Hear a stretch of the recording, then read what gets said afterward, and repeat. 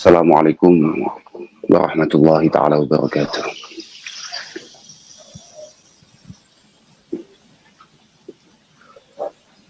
Alhamdulillah wassalatu wassalamu ala Rasulillah Sayyidina wa Maulana Muhammad ibn Abdullah wa ala alihi wa ashabihi alladhina hum hudatul ummah. Amma ba'dah, la hawla wa la quwata illa billah.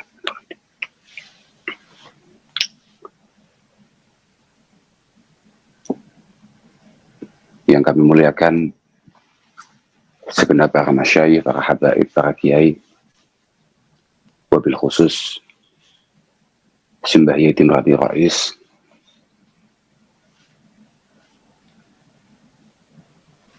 segenap jajaran pengurus di PKB, wa fi muqaddimatihim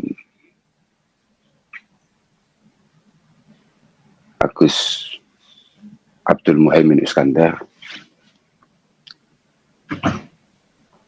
dan seluruh kader partai PKB dimanapun Anda berada. Alhamdulillah pada malam hari ini kita bisa bersilaturahim secara virtual.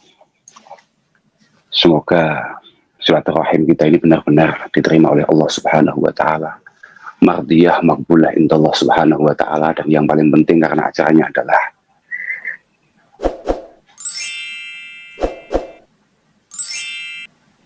Maulid Rasul sallallahu alaihi wasallam. Semoga apa yang kita lakukan pada malam hari ini benar-benar membuat beliau marem, membuat beliau puas, dan pada akhirnya menurunkan syafaatnya kepada kita semua. Pertama-tama saya mohon maaf sebesar-besarnya karena belum bisa sowan langsung ke kantor DPP.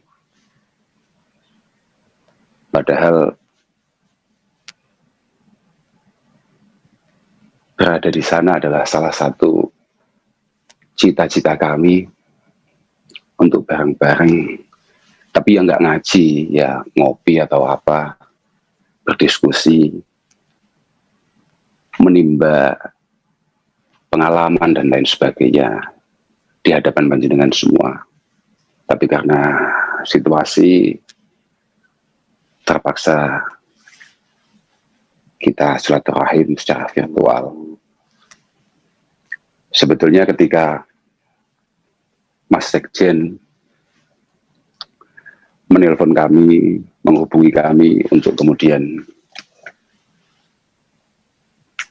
minta supaya kami ngisi di maulid yang diadakan oleh teman-teman PKB, kami langsung menolak. Bukan karena apa, karena kami merasa banyaknya masyayikh yang ada di PKB yang jauh lebih layak, banyaknya singa-singa panggung yang ada di sana.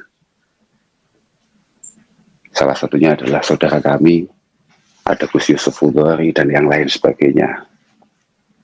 Dan kemudian Mas Sekjen mengatakan, tidak bisa Gus karena ini sudah hasil istikharah, yang keluar kok jenengan.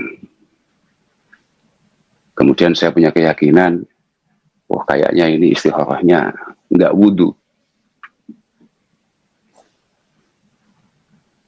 Tetap saya tolak, sampai pada akhirnya Sekjen menggunakan bahasa yang sangat mematikan bagi kami. Ini naga-naganya, jenengan sudah mulai nggak cinta dengan ketum, sudah mulai nggak cinta dengan PKB. Wah, gawat, ancamannya gawat. Apapun sebagaimana yang disampaikan oleh Sultanul Arifin As-Syekh Jalaluddin As-Suyuti rahimahullah ta'ala, yang paling penting dalam ikhtifal di Maulid Rasul sallallahu alaihi wasallam adalah minimal di sana ada qiraatu ma tayassara minal Quran, ada ayat-ayat Al-Quran yang terbaca, kemudian ada beberapa hadis yang disampaikan, khususnya mimma bada'i amrin nabi wa ma waqa'a fi maulidihi, awal-awal beliau dilahirkan dan awal-awal perjuangan beliau. Dan tidak kalah pentingnya beliau juga mengatakan bahwasannya summa yumaddu lahum simatun ya'kulunahu, summa yumaddu lahum simatun ya'kulunahu. Jangan lupa kalau maulid itu sebaiknya ada makanan yang disiapkan, yang dihidangkan. Sedangkan saya di sini sendirian, tidak ada makan, tidak ada apa, ini sudah terhitung mulutan apa belum, saya nggak ngerti. Sebelum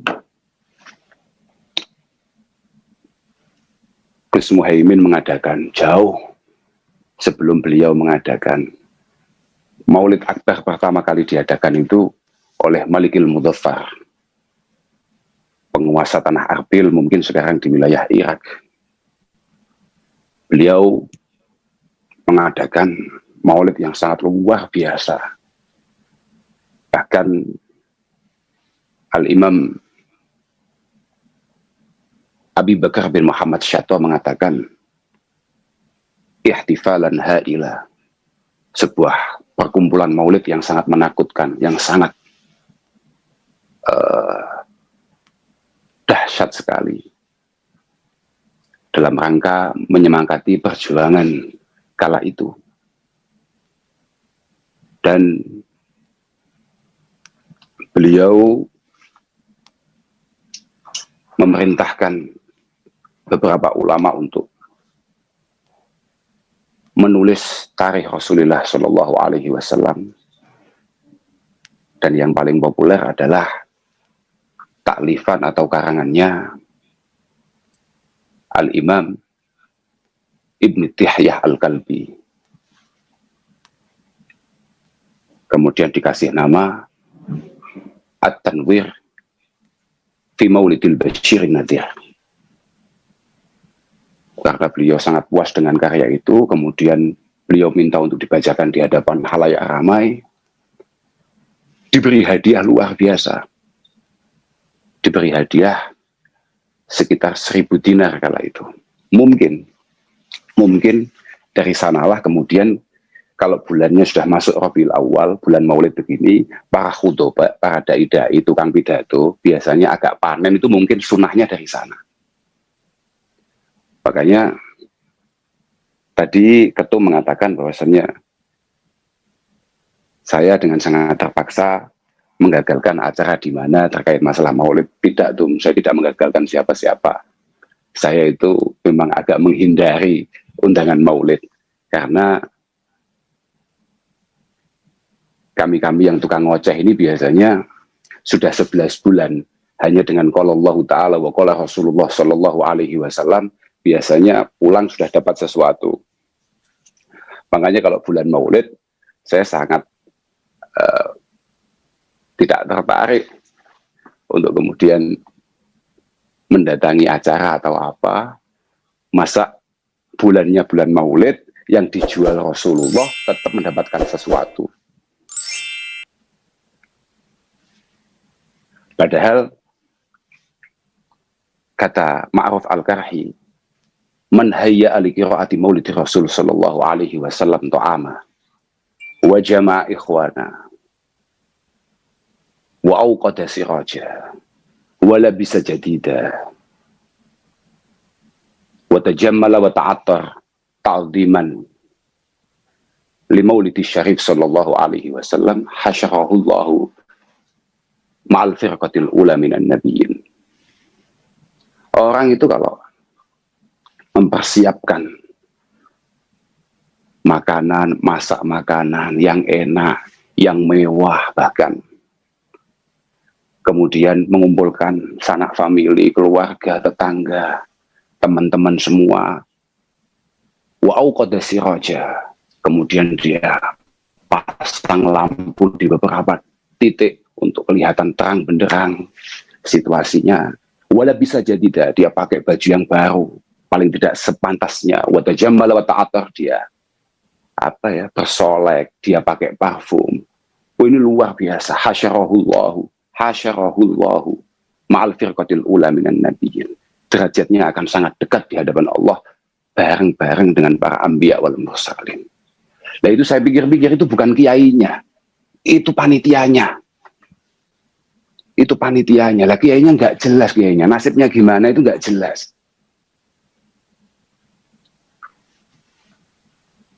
Makanya saya itu kalau diundang kok undangan maulid itu kalau bisa istiqdan untuk tidak hadir ya saya tidak hadir. Entah dari mana ceritanya, tahu-tahu kok mental kita sebagai setengah kiai ini mentalnya adalah datang kemudian mendapatkan sesuatu. Padahal misalnya ya paling populer misalnya kayak apa yang disampaikan oleh Hasan Al-Basri rahimahullahu taala. Waditu law kana li mislu jabali Uhudin dhahaba la anfaqtuhu li qiraati maulid Rasul sallallahu alaihi wasallam. Saya ini berharap punya uang yang cukup banyak untuk kemudian saya infakkan, saya keluarkan untuk pembacaan maulid. Mental-mentalnya semacam itu, Tum. Tapi entah kenapa hari ini kok kemudian ya enggak tahu situasinya kok begini nih. Tapi ya enggak apa-apa. Yang paling penting acara maulid itu setahu saya adalah ini adalah ungkapan rasa syukur kita akan keberadaan Rasulullah Muhammad Sallallahu Alaihi Wasallam. Suatu ketika para sahabat bertanya, bagaimana cara kita meningkatkan rasa syukur kita kepada Allah Subhanahu wa taala? Kemudian Kanjeng Nabi menyampaikan sebuah hadis qudsi yang berbunyi, "Abdi lam tashkurni idza lam tashkur man ajraitu an ni'mah ala yadi." Sebelum kamu belajar syukur kehadirat Allah Subhanahu wa taala, kamu harus berterima kasih akan keberadaan saya, kalau boleh ngomong begitu, akan keberadaan saya yang ada di sekitar kamu semua. Kanjeng Nabi ini, Masya Allah, Kanjeng Nabi ini adalah bisyarah bagi kita semua. Bisyarah. Kanjeng Nabi ini adalah hadiah terbesar bagi kita semua. Apalagi bagi kita-kita, mohon maaf tuh, bagi kita-kita yang masih sering melakukan dosa-dosa. Betul. Bahkan dalam kitab Kifayatul Adqiya, Sarahnya Adqiya, Syekh Habib Bakar Sato menyampaikan, "Faman kana misli muzniban wa muqassira fajahu Rasulillahi qad jabaran naqsa. Faman kana misli muzniban wa muqassira fajahu Rasulillahi qad jabaran naqsa." Bagi orang-orang yang mirip dengan saya, loh padahal ini Syekh Habib Bakar Sato. Kenapa dari tadi saya bacanya Syekh Habib kitab-kitab taklifannya Syekh Habib Bakar Sato, mulai dari I'anah, mulai kemudian Kifayatul Adqiya, bukan tanpa alasan. Karena setahu saya, DPP PKB itu punya rutinan ngaji Azkiyah yang dipimpin oleh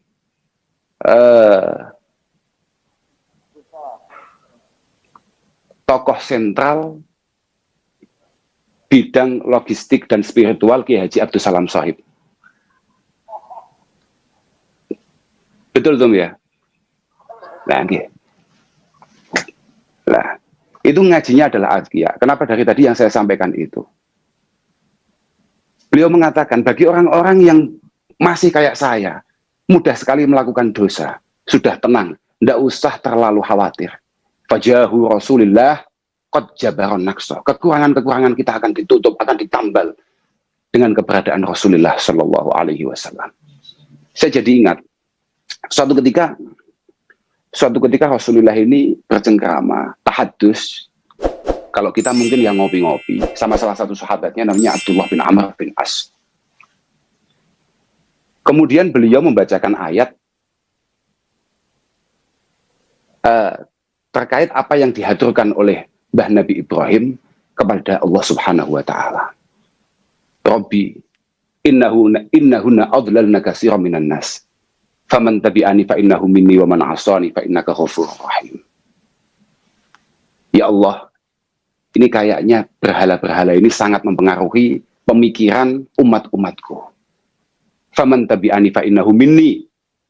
Tapi siapapun yang ikut saya tolong selamatkan. Wa man 'asani fa innaka ghafurur rahim. Kalau dia tidak mau ikut saya, jenengan kan maha pengampun. Tolong tetap dimaafkan. Kanjeng Nabi diam sejenak, kemudian jagongan lagi, terus nyampe di ayat yang disampaikan oleh Nabi Isa, kehadirat Allah Subhanahu wa taala. In tu'adzibhum fa innahum ibaduk wa in taghfir lahum fa innaka antal azizul hakim. Kanjeng Nabi langsung mengangkat tangannya, farafa'a yadayhi summa qala Allahumma ummati ummati wa baka. Setelah menyampaikan itu Kanjeng Nabi kemudian menangis.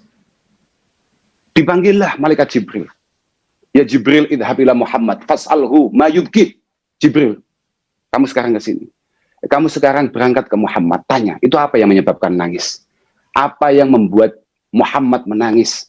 Wa rabbuka a'lam. Wa rabbuka a'lam. Padahal Allah Subhanahu wa taala sudah mengerti betul apa yang membuat beliau Rasulullah Muhammad sallallahu alaihi wasallam menangis.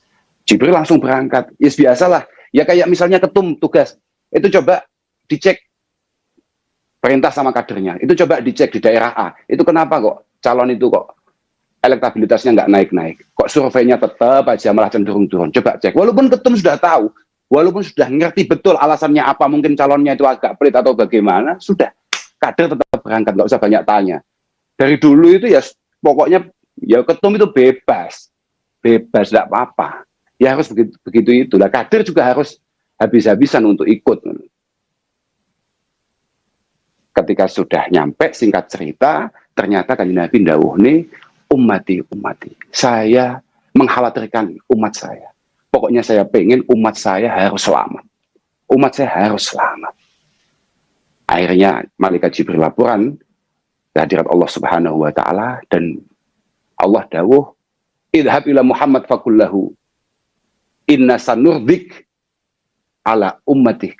Inna sanurdika ala ummatik wala nasu'u. Inna sanurdika ala ummatik wala nasu'u. Sudah katakan sama Muhammad terkait masalah umatnya, insya Allah Muhammad akan puas, akan marem. Akhirnya turunlah ayat wala sawfa yu'tika rabbuka fatardo. Wala sawfa yu'tika rabbuka fatardo. Saya pernah baca karangannya Syekh Jalaluddin As-Suyuti, namanya Durrul Mansur. Di ayat itu Abdullah ibnu Abbas meriwayatkan bahwasannya atau mengatakan bahwasannya ridhahu sallallahu alaihi wasallam antadkhula ummatuhu al-jannah kulluhum. Kepuasan Rasulullah ketika melihat umatnya tidak ada satupun yang masuk neraka. Itu baru puas Rasulullah. Memang Rasulullah penuh dengan cita-cita dan itu harus kita tirukan. Kalau kita pernah ngaji Jauharil Maknun, di sana dikatakan lahu himamun la muntaha likibarihi. Lahu himamun la muntaha likibarihi. Rasulullah Shallallahu alaihi wasallam adalah sosok manusia yang memiliki cita-cita luar biasa, tidak ada endingnya, tidak ada endingnya. Kembali ke ayat tadi itu. Di kitab yang lain misalnya di tafsir Tobari misalnya, itu langsung malah dawai Rasulullah Shallallahu alaihi wasallam langsung beliau mengatakan, ya Rob, la ardo wa wahidun min ummati finnar. Tuhan, saya tidak akan rela satu saja hambaku masuk neraka. Tidak akan rela. Makanya, kenapa tadi saya matur bahwasanya yang paling penting dari maulid adalah syukur kita yang harus terus kita pupuk. Kecintaan kita yang harus kita pupuk di kehadirat Rasulullah Muhammad Sallallahu Alaihi Wasallam. Kanjeng Nabi itu, kalau bahasa Jawanya sih, pol gadine dengan kita, pol sayangnya dengan kita, pol emane dengan kita. Hadis-hadis yang lain setelah itu, apalagi kita kayak, kita ini kan santri ya, kayak kita ini kan nahdiyin. Oh yes, kita ini menggunakan hadis yang jauh lebih enteng lagi. Tidak ada hadis dari sekian banyak itu yang paling membuat saya ini sebagai santri NU bangga. Kecuali apa yang disampaikan oleh Imam Tobroni dalam kitab Ausatnya. Saya hafalkan karena itu memang kelakuan saya. Artinya ini potensinya saya masuk ke situ tuh tinggi gitu loh. Ummati ummatun marhumah. Umatku, umat Muhammad Shallallahu Alaihi Wasallam adalah umat yang sangat disayangi oleh Allah Subhanahu Wa Taala. Bagaimana tidak? Tadkhulu kuburaha bidunubiha. Dia besok masuk kubur, persiapannya adalah tumpukan-tumpukan dosanya. Tadkhulu kuburaha bidunubiha. Cuma antike. Wa taharuju anha. la dzunuba 'alaiha wa tahruju anha la dzunuba 'alaiha. Dia keluar dari kubur sudah sama sekali tak bawa dosa. Yumahhasu 'alaiha bistighfaril mu'minina laha. Yumahhasu 'alaiha bistighfaril mu'minina laha. Dihapus semua barokah istighfar teman-temannya, istighfar orang mukmin yang lain. Lah kita banget kan itu. Kita banget.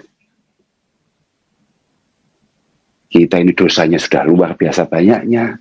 Istighfar ya kalau ingat. Paling sering istighfar itu kalau nggak punya uang. Bukan kalau melakukan dosa. Istighfar kita ini kalau masa pandemi ini bukan karena, ya Allah, cobaan kok segini beratnya. Bukan. Ya Allah, kok proyek-proyek macet.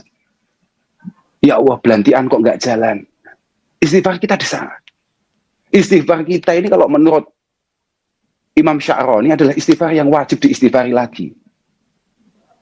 Tapi ya sekali lagi.